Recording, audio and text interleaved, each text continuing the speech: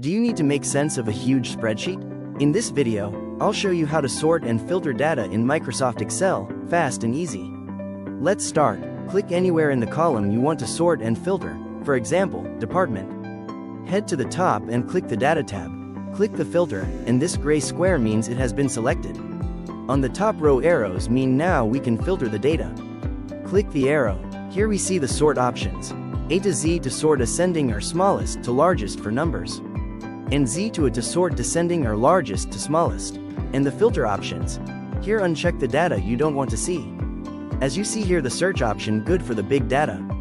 To sort by more than one column, click sort, then use add level and apply.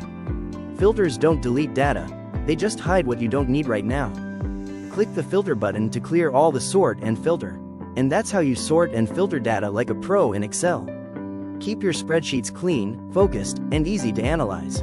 If you found this helpful, give it a like, hit subscribe, and drop a comment if you want more Excel tips.